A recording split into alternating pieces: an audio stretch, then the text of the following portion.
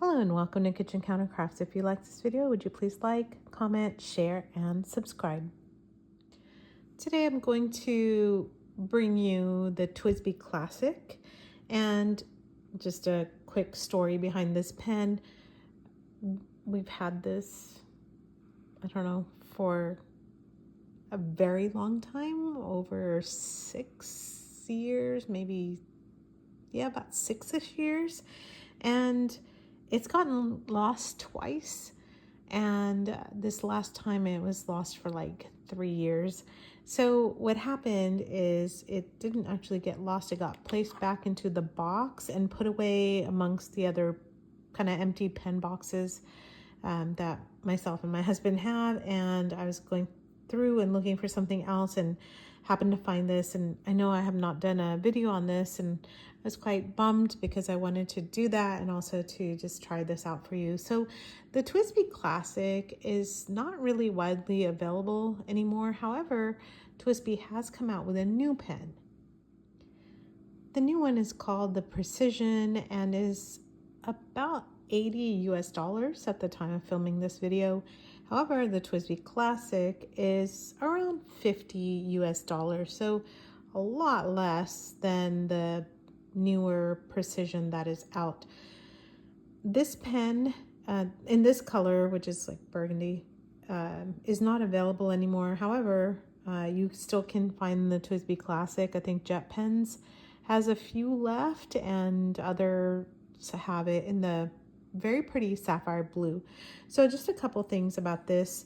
It looks very different than the other TWSBIs that I own, and I'm going to just do a comparison real quick for you, but just a couple qualifiers of the characteristics. It's got the very nice red finial kind of in a dome with the TWSBI logo, silver, like a metal band, a very nice solid metal clip, and then a faceted kind of band around there.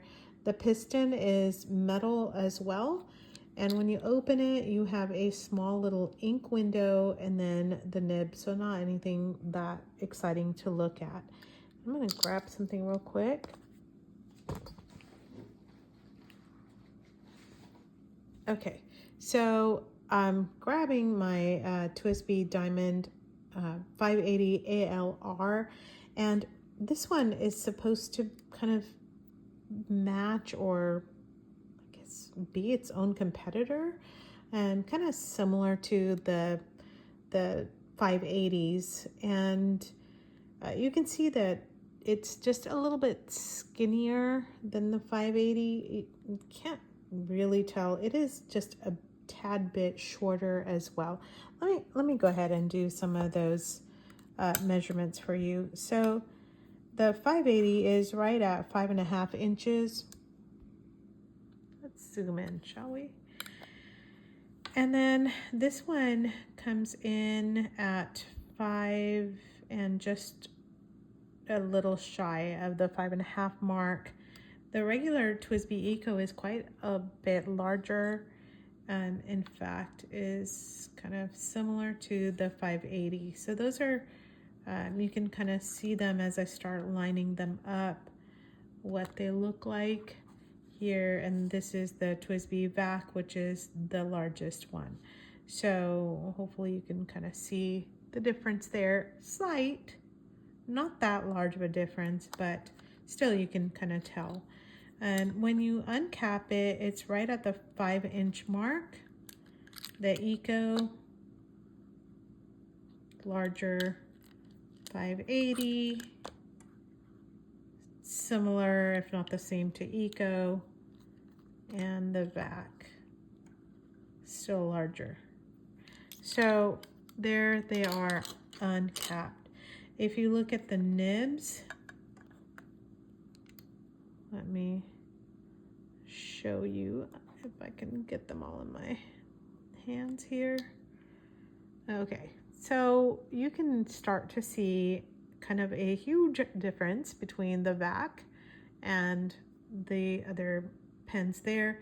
The nib is exactly like the Eco, which also, by the way, you cannot interchange that nib you can in the higher end model pens. And so that's something to also think about, because if you do not like the nib, then you're kind of stuck with it. But the Diamond ALR, you can change out the nibs in that for sure. In the TWSBI Eco, you cannot. So those are a couple things to think about. So here's the nib on this TWSBI, and you know, they're just awfully difficult to see the nib size on these sometimes. Let me see if I can even zoom in more. There we go. Now I can see the fine, my camera's like bouncing around. So there you go. The feed is not anything. And there's just a little bit more close up to that window. And then when you, to ink it, you will unscrew this and you can actually see the piston move in here. There you go. You kind of see the liquid moving around because I had this in water. So, all right. What I want to do now is I don't really want to ink it. And the reason why I don't want to ink it is because I have 17 pens still inked. Actually, that's not true. I washed or cleaned 2 of them today. So I have 15 pens inked. I'm not really interested in inking yet another one, so I'm going to dip it. And the piston fill, as I mentioned, I'm going to actually show you when I clean it out. So I'm going to dip it in Franklin Christoph Sweet Maroon, just because, you know, you can still do matchy here. So we're going to dip this and just give you a quick review of the pen. So this is the TWSBI Classic with a fine nib. The ink is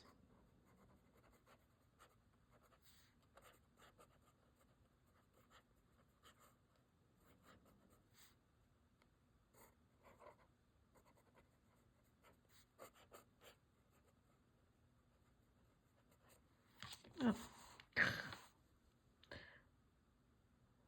All right, there we go. Let me do a sample for you for the writing. You can hear a little bit of feedback. So in a lot of my TWSBI pens, I cannot hear it, but sometimes it's very slight.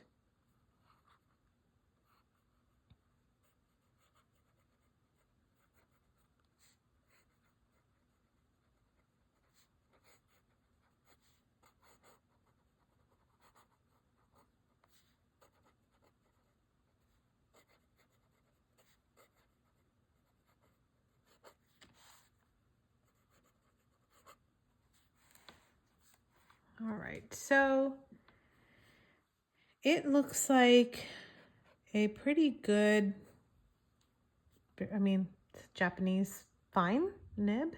And so if you're looking for a fine, I would say this is definitely a good fine. A lot of times TWSBI is very much like that. So to ink this pen, you are going to first open up the piston to here, and the way you fill it is when the piston is flush, right? Because you don't want it to be open while you're writing, because that would look weird. And so with this, it's full when it's flush, and you can see I filled it up with the liquid there. And so you can, there we go. It's emptying out. It's not emptying out yet. Okay, so when I open this up, it's gonna then put liquid into there, and that's quite a bit. So to clean it out, you would just open and close this several times and clean it out that way. All right, so I'm going to put the pen specs in the description. Let me know what you think of this. And really, I think my bottom line is that the first time we lost it, my husband and I didn't really miss it much. The second time it was lost, it was kind of gone. And the only reason we remembered it is because I wanted to do a video on it. And that actually tells me a little bit about this pen, which is it's okay. I actually prefer the demonstrator of the regular TWSBI Eco. I think paying $20 more for that, or $15, I guess, more for that one, I'm not that excited about it. I don't know how this lacquer finish would hold up. There's been mixed reviews on it online about like it breaking and that kind of stuff. Yes, I know that many people say that about the Eco as well. I have abused this one. This is the one that I first got, and it's been, oh gosh, 8 years ago, and it's held up great. And I've thrown it in my purse, I've thrown it in my book bag, I've thrown it here and there. I'm not very careful with it at all, and it's taken quite a good beating, and it's still looking great. The ALs and ALR, they've been great as well. I actually appreciate being able to see what ink I have. And with this, I don't get that pleasure. I know there's a tiny little ink window, but it just, I don't know. It's not my thing. So I think that's what's also holding me back from getting a TWSBI Precision as well.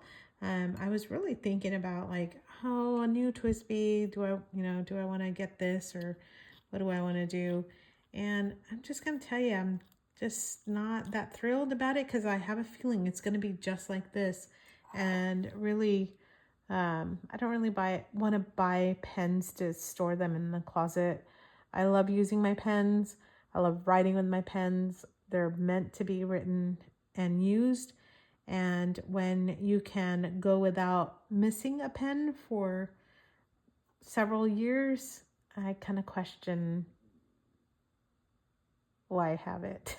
So anyway, I hope that this was a helpful review. Have you considered the TWSBI Classic? And if you have one of these, what are your thoughts and feelings on it?